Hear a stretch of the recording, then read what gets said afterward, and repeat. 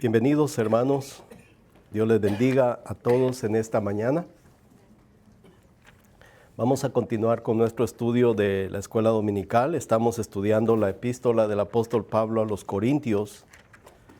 Y hoy nuestro estudio está en el capítulo número 3. Primera a los Corintios, capítulo número 3, versículos 5 al 15. Es un tema muy importante, muy interesante. Tiene muchas instrucciones y nosotros tenemos que reconocer, ¿verdad?, que la epístola a los Corintios tiene un carácter de corrección. El apóstol Pablo corrige muchas situaciones que estaba pasando la iglesia en Corinto. Ya hemos hablado de algunas de esas y por supuesto el apóstol Pablo continúa en ese mismo sentido y fue tan importante para la iglesia en Corinto como también es muchísimo más importante para hoy, ¿verdad? Tanta confusión que existe dentro del cristianismo y qué bueno que nosotros podamos estar estudiando esta carta aquí en nuestra clase. Primera Corintios capítulo número 3, versículo 5. ¿Qué pues es Pablo y qué es Apolos? Servidores por medio de los cuales habéis creído, y eso según lo que a cada uno concedió el Señor. Yo planté, Apolos regó, pero el crecimiento lo ha dado Dios. Así que ni el que planta es algo, ni el que riega, sino Dios que da el crecimiento. Y el que planta y el que riega son una misma cosa, aunque cada uno recibirá su recompensa conforme a su labor. Porque nosotros somos colaboradores de Dios, y vosotros sois labranza de Dios, edificio de Dios. Conforme a la gracia que me ha sido dada, yo como perito arquitecto puse el fundamento, y otro edifica encima, pero cada uno mire cómo sobreedifica. Porque nadie puede poner otro fundamento que el que está puesto, el cual es Jesucristo. Y si sobre este fundamento alguno edificare oro, plata, piedras preciosas, madera, heno, hojarasca, la obra de cada uno se hará manifiesta, porque el día la declarará. Pues por el fuego será revelada, y la obra de cada uno cual sea, el fuego la probará. Si permaneciere la obra de alguno que sobreedificó, recibirá recompensa. Si la obra de alguno se quemare, él sufrirá pérdida, si bien él mismo será salvo, aunque así como por fuego. Muy bien, el título de nuestra lección el día de hoy es El corazón de un siervo. El corazón de un siervo. Y en la línea que Pablo continúa en este pasaje, es porque la iglesia de Corinto, como hemos nosotros estudiado, estaba dividida y por lo menos tenía 4 facciones que estaban siguiendo diferentes líderes. Ya vimos nosotros, yo soy de Pablo, yo soy de Apolos, yo soy de Cefas y yo soy de Cristo. Entonces había división dentro de la iglesia y el apóstol Pablo aquí todavía él no ha cambiado el tema, continúa en la misma línea, tratando de que la iglesia pudiera entender de quiénes eran ellos, o sea, quién era Pablo y quién era Apolos, cuál era su función dentro de la iglesia, para que, como dijo Pablo en el capítulo anterior que nosotros estudiamos la semana pasada, en el capítulo 2, versículo 5, para que vuestra fe no esté fundada en la sabiduría de los hombres, sino en el poder de Dios. Para que vuestra fe no esté fundada en la sabiduría de los hombres, sino en el poder de Dios. Entonces la iglesia en Corinto estaba poniendo la mirada en sus líderes y ellos se habían dividido por eso. Entonces aquí el apóstol Pablo nos va a enseñar a nosotros cuál es la función de un ministro, de un servidor de Dios, la suya y la mía, cuál es nuestro lugar, cuál es nuestro papel dentro de la iglesia, y también nos muestra a nosotros quién es verdaderamente la persona más importante dentro de la iglesia o el centro de la iglesia. Y ya nosotros hemos visto que el apóstol Pablo aquí es bien preguntón. No sé si ustedes se han dado cuenta, ¿verdad? Hace muchas preguntas. En toda la carta a los Corintios, el apóstol Pablo hace muchas preguntas. El tipo de esta pregunta se llama una pregunta retórica. Muchas veces la pregunta se hace y la persona que está leyendo es la que tiene que dar la respuesta. Entonces Pablo muchas veces hace una pregunta pero no la responde. ¿Qué es esto? ¿Quién es esto? Con la idea de que la persona que está leyendo esta carta, o los corintios en este caso, que ellos respondieran. La mayoría de las veces la pregunta está formulada en idioma griego de una manera que la respuesta sea no. Es decir, que muchas veces la respuesta que Pablo hace es no, la respuesta es negativa. Algunas veces es positiva. Pero en este caso el apóstol Pablo no nos va a dejar a nosotros, que nosotros, cada uno de nosotros, tenga su propia respuesta, sino que él mismo responde a las preguntas. Y dice en el versículo número 5, aquí hay dos preguntas centradas en dos personas, Pablo y Apolos. Pablo en el capítulo 18 del libro de los Hechos fue su primera visita a la ciudad de Corinto y fundó la iglesia en Corinto, y Apolos fue un predicador. La Biblia dice que Apolos era de espíritu fervoroso. Apolos era un gran predicador. Y ellos los dos habían trabajado allá en Corinto en la iglesia. Ya mencionamos nosotros que el apóstol Pablo estuvo en Corinto por 1 año y 6 meses, bastante tiempo. Él estuvo en la iglesia o en la ciudad de Corinto con los hermanos en la iglesia. Entonces aquí la pregunta es, ¿qué pues es Pablo? ¿Y qué es Apolos? Entonces, como digo, en este caso, nosotros somos bendecidos porque Él mismo nos da la respuesta. ¿Qué dice que son? Servidores por medio de los cuales habéis creído. ¿Qué es Pablo?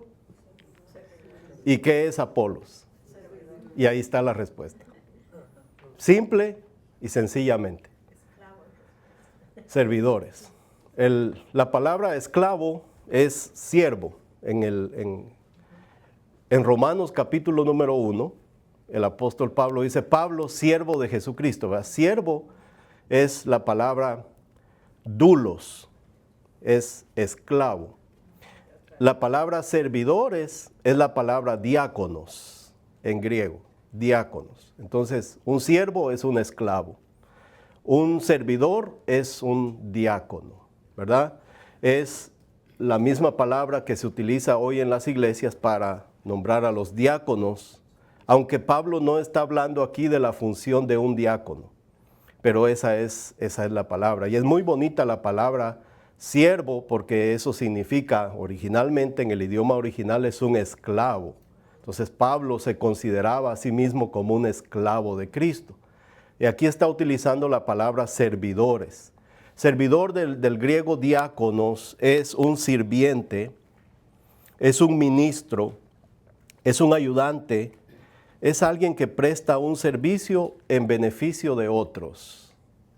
Servidores.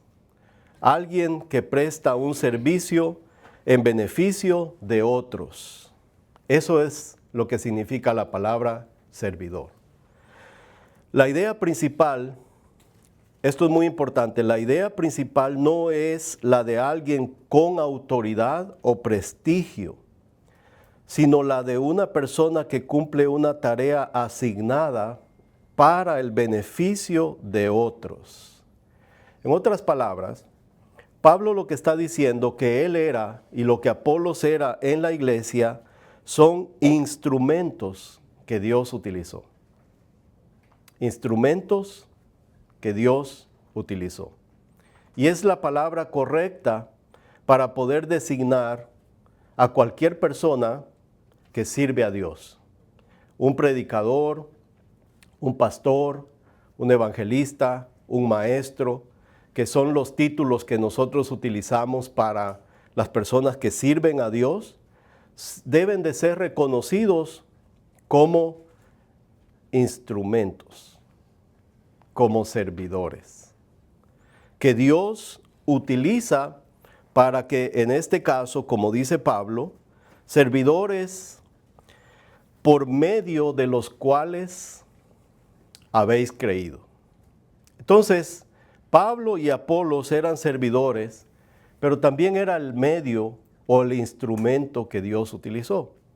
No sé si ustedes se han dado cuenta, han visto esculturas, tal vez los hemos visto en fotografías, pero alguna vez usted quizás ha visto una escultura de mármol en vivo.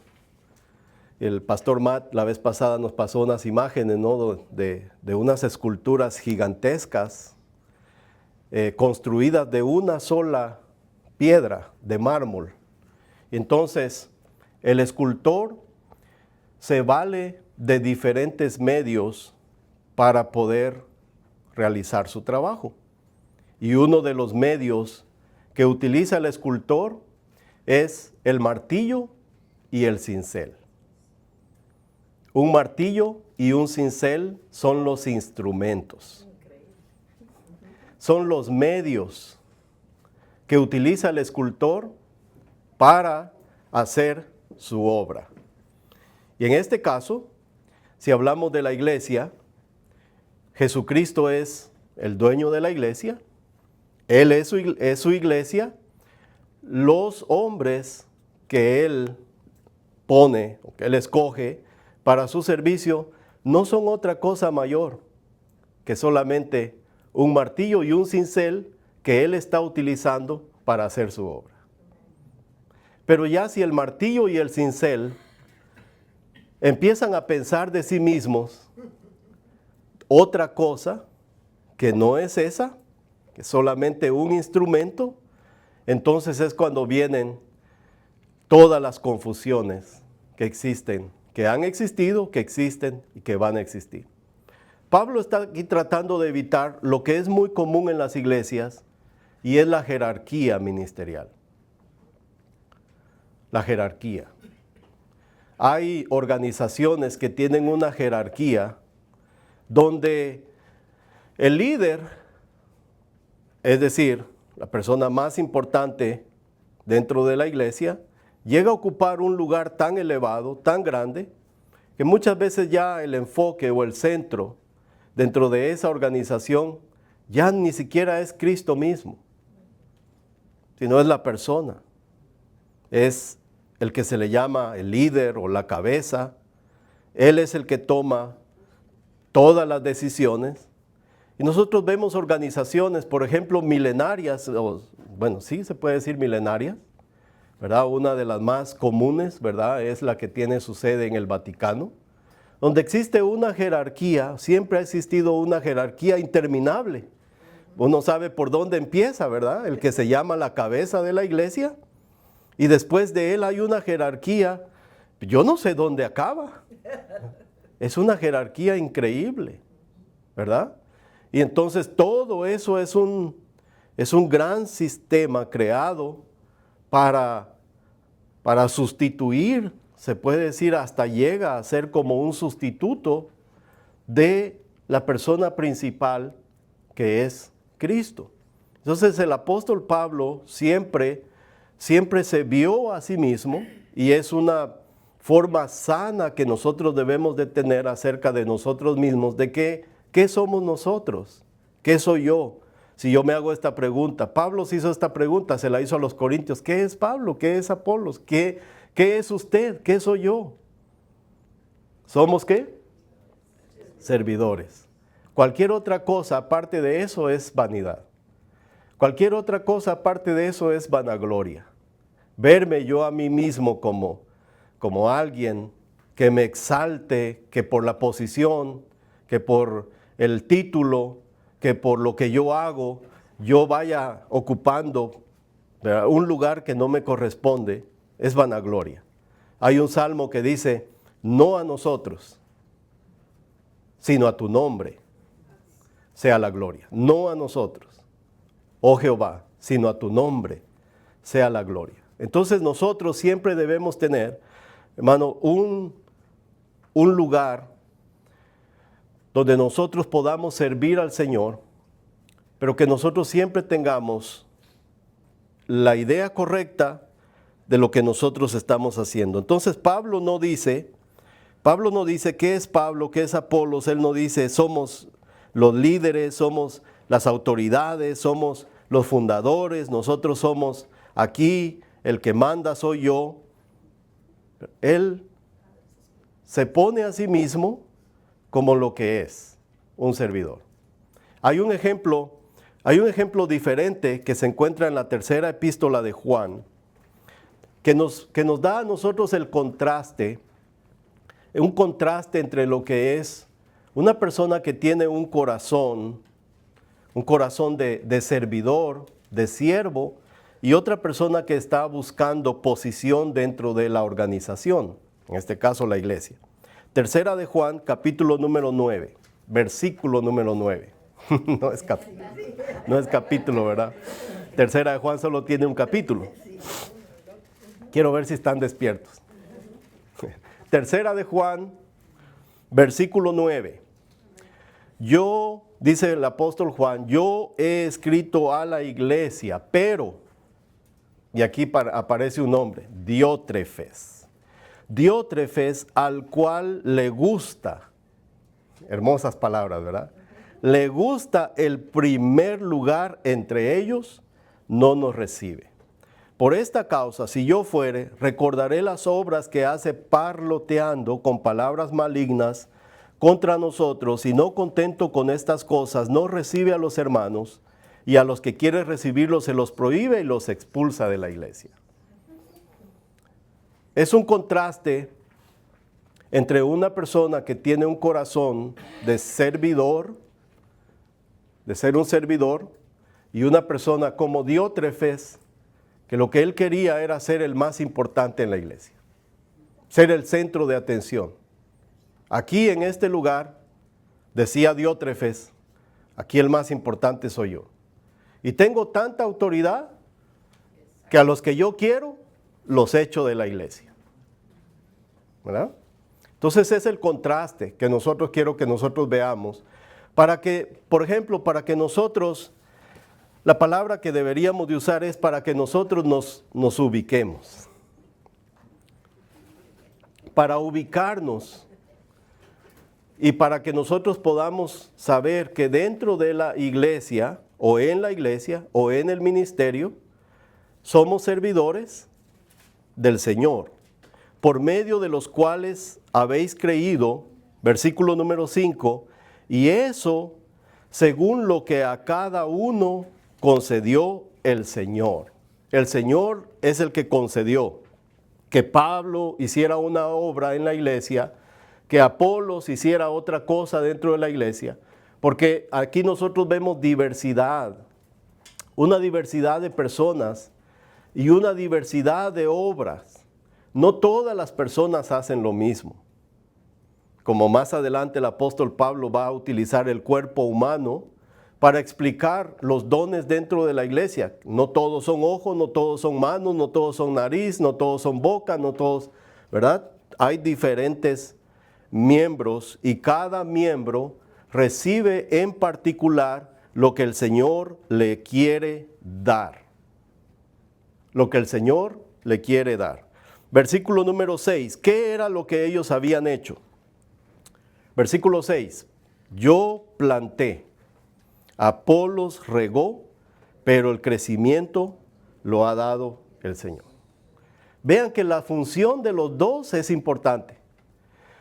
Porque si Pablo planta pero no hay un riego, la obra de Pablo no hubiera funcionado. Y si hay un riego pero no hay algo plantado, también hay un desperdicio. Las dos cosas son necesarias para que la obra se lleve a cabo. ¿Me regalan un poquito de agua? Por favor. Tanto la obra de Pablo, gracias hermano, como la obra de Apolos eran necesarias en la iglesia. Lo que yo hago es necesario. Pero lo que yo hago, sin lo que ustedes hacen, no tiene sentido, pero no va a tener el resultado que Dios quiere que tenga en la iglesia. Por eso también es importante, hermano, que usted se incluya aquí. Que usted también sepa que también usted es importante lo que usted hace. Que el Señor le dio a usted, como dice aquí el apóstol Pablo, según lo que a cada uno concedió el Señor. Y a cada uno significa a cada uno de los que estamos acá. Usted y yo. Entonces la función del pastor Matt, del staff de la iglesia, del hermano Joe, de mi hermano, mi función, cada uno hace algo dentro de la iglesia, pero si solamente hubiera el trabajo de esa persona, no se logra el resultado que Dios quiere en la iglesia. Por eso es que también usted, lo que Dios le ha dado a usted es importante aquí en la iglesia. Muchas veces los ojos de las personas están puestas en la persona que está hablando, en el que está enfrente, pero ese es solo un servidor dentro de muchos. Todos nosotros aquí debemos estar involucrados y cada uno de nosotros debemos considerarnos a nosotros mismos también como servidores del Señor. Dice el versículo número 8, y el que planta y el que riega son una misma cosa, aunque cada uno recibirá su recompensa conforme a su labor. El Señor nos va a recompensar a cada uno de nosotros. Pero cuando el Señor recompense, por ejemplo, a Parkway Pan de Vida, yo quiero que usted sepa, y el viernes hablamos bastante de eso en el estudio, yo quiero que usted sepa y que usted esté consciente, si no lo había escuchado antes, escúchelo hoy, que va a llegar un día en el cual usted va a rendirle cuentas a Cristo. Ese día va a llegar. Cada uno de nosotros va a rendir cuentas a Cristo. Las cuentas que nosotros vamos a rendir, yo pienso que la pregunta es esta: ¿qué hizo usted con el Evangelio?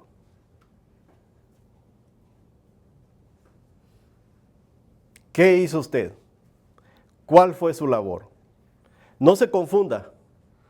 La salvación es por gracia. Ningún creyente se salva por lo que hace. Usted, al trabajar para el Señor, usted no está añadiendo méritos a su salvación. Por gracia sois salvos por medio de la fe. Las obras, lo que nosotros hacemos son el resultado de una fe genuina. Y Dios nos llamó, nos salvó a nosotros para buenas obras. Dios nos puso a nosotros en un lugar para que nosotros le sirvamos a Él, para que nosotros estemos ocupados en su labor, en su viña, y cada persona va a recibir su recompensa. Los niveles o los grados de recompensa no son los mismos. Dios no me va a dar a mí la misma recompensa que el apóstol Pablo. Sería yo un ignorante si yo pensara que yo voy a recibir la misma recompensa que Pablo, o que Billy Graham, o que John MacArthur, o Calvino, o Lutero. No. Es lo que yo he hecho en comparación a hombres que han dedicado su vida entera a favor del cristianismo, no es nada, ¿sí? No, se iba a decir que también esas obras van a ser probadas. Sí, ajá. Reales, que yo creo que lo leímos. O si simplemente, pues, como la hojarasca, va Sí. al fuego y pues no fue nada. Correcto, y aquí viene. La pregunta, así. Pero yo creo que a la vez las obras van a basarse en las capacidades y las esperanzas que el Señor tiene de cada uno. Ujú. Los O dos. sea, Él no va a esperar lo mismo de mí que espera de Billy Graham, por ejemplo. Ujú. Sí, como dice aquí, Si yo ¿verdad? hago todo lo que Dios espera de mí, Ujú. me va a dar la recompensa que merezco. Sí, Si Billy Graham no hace todo lo que Dios espera de él, no importa su nombre o su... sí, no importa la nada, persona. Ujú. Entonces, no se relaciona con lo que se ve, Ujú. humanamente hablando, Sí. ¿no? Pero lo que Dios ve en nosotros. Sí, como dice Pablo aquí en el versículo 5, según lo que a cada uno concedió el Señor. ¿Verdad? Según lo que a cada uno concedió el Señor. Pero yo tengo una pregunta personal el día de hoy. Una pregunta para cada uno de nosotros. Es una pregunta seria. ¿Ok? Piensa en esto. Si en este momento llegara al final, si en este momento se terminara todo, y vamos nosotros al juicio, a rendir cuentas al Señor, la pregunta es, si Dios tuviera que recompensarte a ti por la labor que tú estás haciendo en este momento, ¿qué recompensa recibirías? Es una pregunta retórica. No me la tiene que responder, se la tiene que responder usted. Si Dios pusiera un stop al tiempo en este momento y Dios me llamara a mí delante de su presencia, me dijera, en este momento se acabó el tiempo, es el final y ahora aquí está tu recompensa.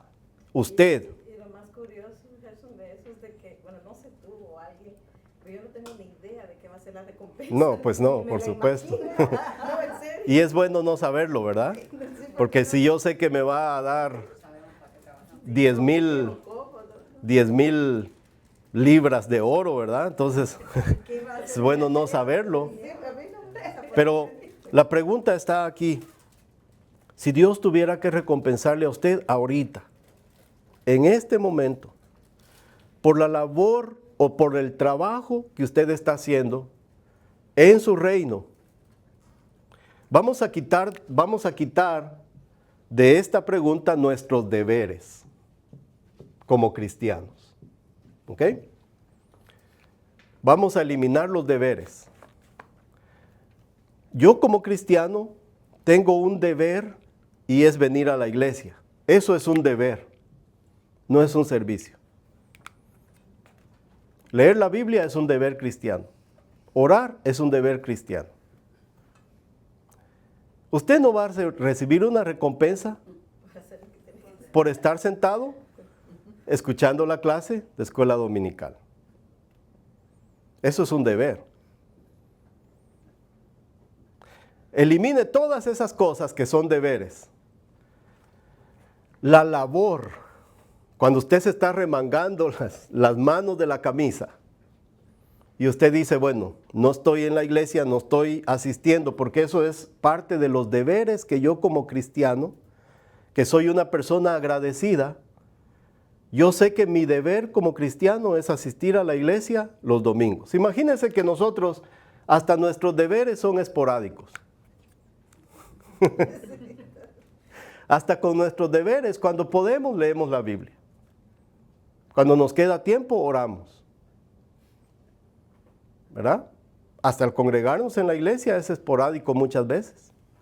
Si los deberes no pasan, son calificados. ¿qué recompensa No lo estoy acusando, sino como el apóstol Pedro le escribió en la segunda carta. Les dijo, esta es la segunda carta que les escribo para despertar vuestra limpia conciencia, para despertar vuestra limpia conciencia. No se trata de que usted salga aquí señalado ni acusado, se trata de que nosotros pensemos de que como cristianos nosotros debemos estar sirviendo en algo a Cristo, en su obra. Y también saber, como dice aquí el versículo número 8, que cada uno,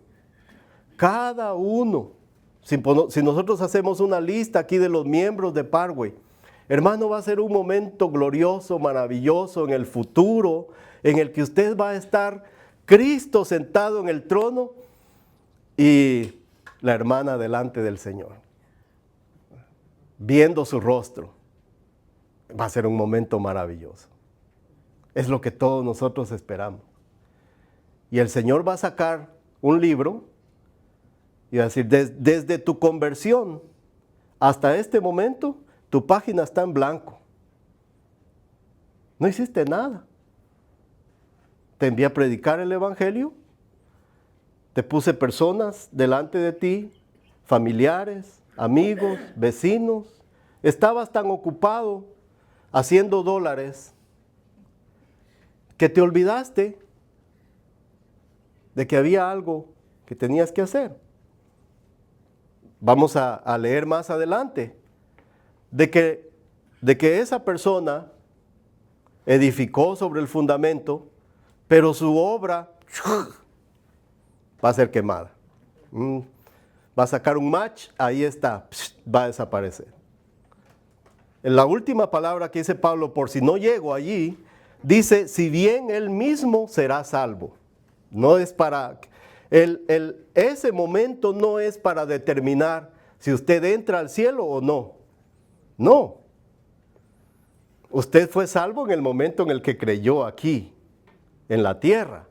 Esa salvación no se pierde, pero la recompensa. ¿Por qué? Por lo que usted hizo mientras estaba en el cuerpo, sea bueno o sea malo. Y especialmente, como dice el hermano Joe, todos tenemos capacidades diferentes, pero la fidelidad a lo que Dios nos puso a hacer a nosotros, la fidelidad. Unos tienen un alcance global, mundial, su ministerio abarca el mundo entero y al que mucho se le otorga, más se le va a demandar, ¿verdad? Y si usted dice, hermano, pero es que lo que el Señor me dio fue tan poquito, sea fiel. Con ese poquito sea fiel, pero haga algo. Ahora sigamos, dice, porque nosotros, dice, ahora viene otra palabra, en primer lugar, dijo, somos servidores. La otra palabra que usa Pablo es colaboradores. Somos colaboradores, mire, ¿de quién? De Dios. Colaboradores de Dios. Ahora la palabra colaborador no es lo mismo que la palabra servidor. Porque un colaborador, en el reino, Dios es el principal socio de esta empresa. Es el único socio, pero Él nos permite a nosotros trabajar con Él. El socio mayoritario, ¿verdad? El 100% de las, ¿cómo es que se llaman? De las acciones. El 100% de las acciones, el dueño mayoritario es Dios. Pero Él nos permite a nosotros que seamos colaboradores.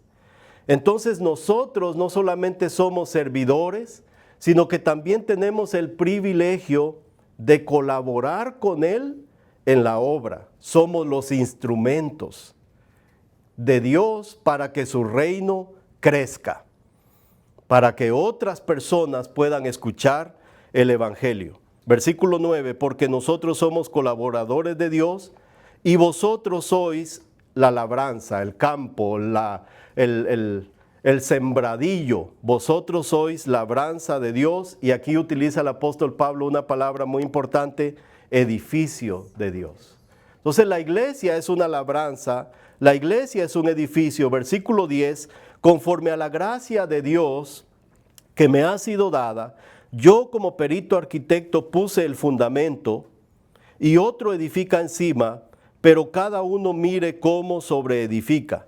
Versículo 11, porque nadie puede poner otro fundamento que el que está puesto, el cual es Jesucristo. El apóstol Pablo no era ecumenista. No era ecumenista. El apóstol Pablo dice, solo existe un fundamento. Y el fundamento es Cristo. Cristo no comparte la tarima con nadie. Solo un fundamento, Cristo. Y el versículo 11, el versículo 10 nos dice que Pablo fue el perito arquitecto, es decir, un arquitecto sabio que puso el fundamento. Y el fundamento en un edificio, porque el apóstol Pablo dice en el versículo 9 que la iglesia es edificio de Dios.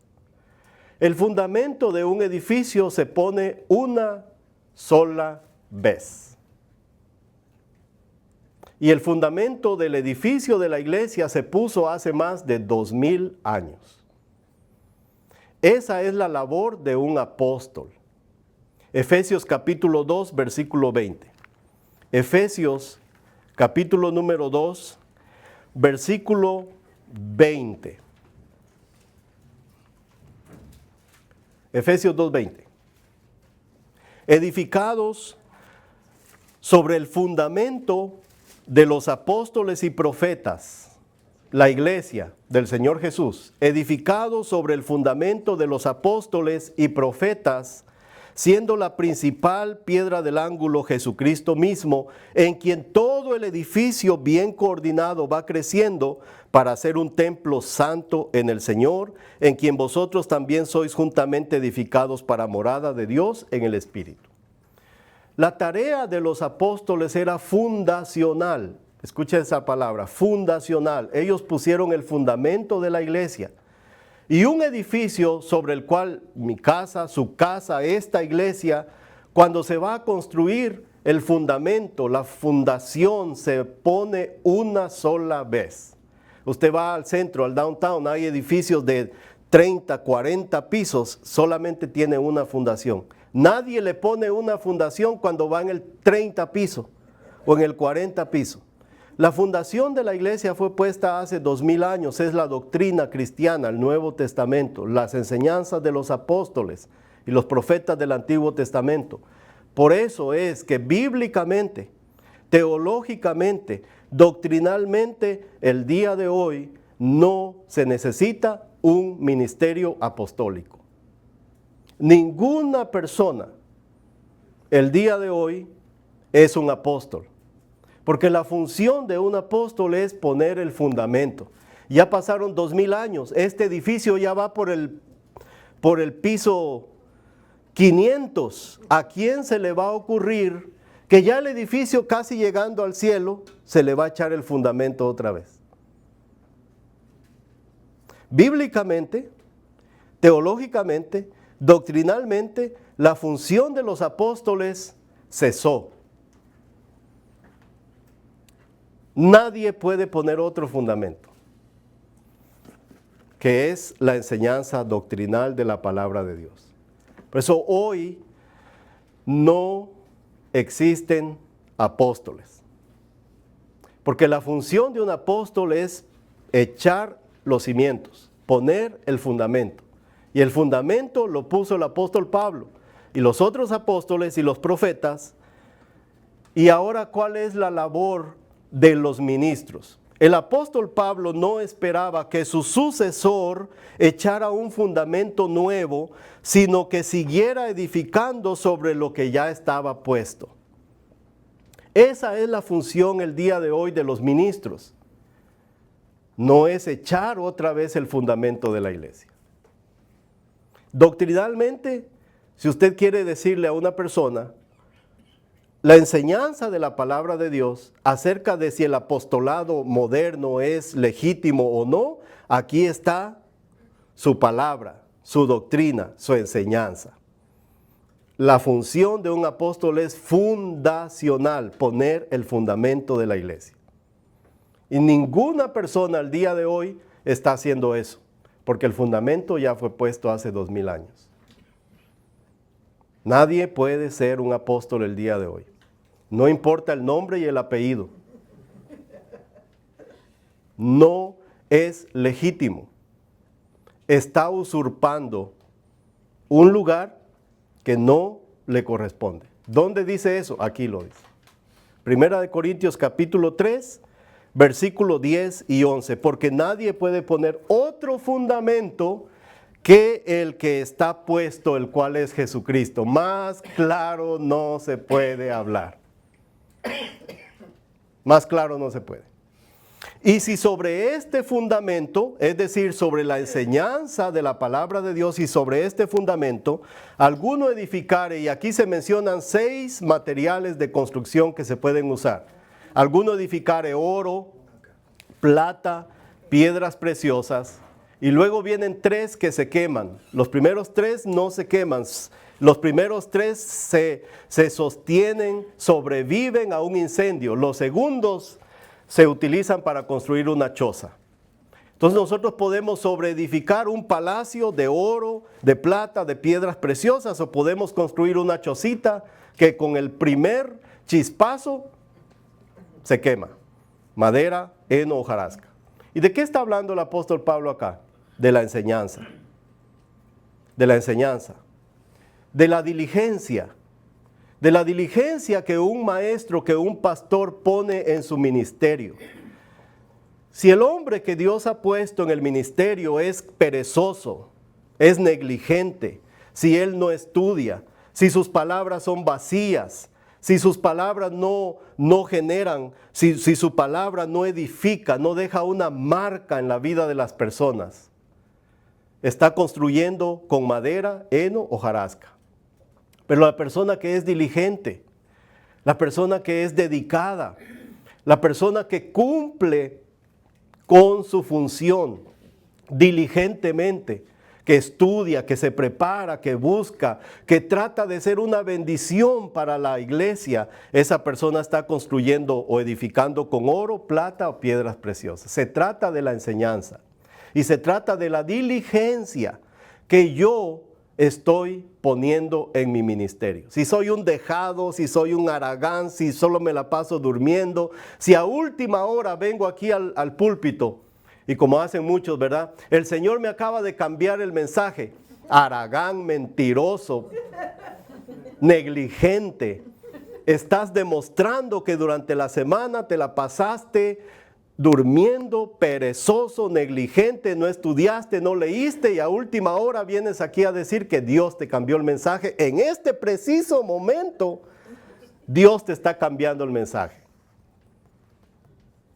Es una negligencia. Y empieza y se va por todos lados, por montes y collados, y nadie le puede seguir el hilo porque no se sabe ni lo que está diciendo. Agarra un versículo de ahí, se lanza por todos lados y nunca termina. Yo ya voy a terminar. Versículo 13. La obra, la suya, la mía, la obra de cada uno se hará manifiesta porque el día la revelará. ¿Cuál día? Ese día futuro cuando usted y yo vamos a entregar cuentas al Señor. Hermano, por favor escúcheme, quiera usted o no quiera, usted va a rendir cuentas por lo que usted está haciendo por el reino de Dios. Se lo digo con las palabras más amorosas que yo puedo encontrar. Por favor, usted debe ser consciente de que usted va a rendir cuentas por todas las cosas que usted está haciendo desde el momento de su conversión hasta el día que el Señor lo llame. Y no cuentan los deberes. La obra de cada uno será manifiesta porque el día, es decir, el día futuro, El día del juicio la declarará, pues por el fuego será revelada y la obra de cada uno, cual sea el fuego, la probará. El fuego, yo pienso que ese fuego es la gloria de Jesús. Su gloria. Nosotros vamos a estar parados delante de Él y su misma gloria va. Esto no sirve para nada. Eras un negligente, eras un perezoso, ¿verdad? Y como dice aquí, versículo 14. Si permaneciere la obra de alguno que sobreedificó, recibirá recompensa. Si la obra de alguno se quemare, él sufrirá pérdida. Si bien, escuche bien, por favor, subraye eso en su Biblia, si bien él mismo será salvo, aunque así como por fuego. Lo que hizo en el mundo, en la tierra, mientras estaba vivo, no tiene ningún valor, pero pues usted ya está allá por la pura gracia y misericordia de Cristo Jesús. Así que, hermanos, nosotros estamos vivitos, respirando, caminando en esta tierra, y el Señor nos llama a nosotros a servirle. ¿Cuándo? Hoy, mañana, pasado mañana, todos los días de nuestra vida. Y qué bendición va a ser el día que usted se presente delante de Él y diga, bien hecho, buen siervo y fiel. En lo poco fuiste fiel, en lo mucho te pondré, entra en el gozo de tu Señor. Espero que todos nosotros podamos escuchar esas bendecidas palabras.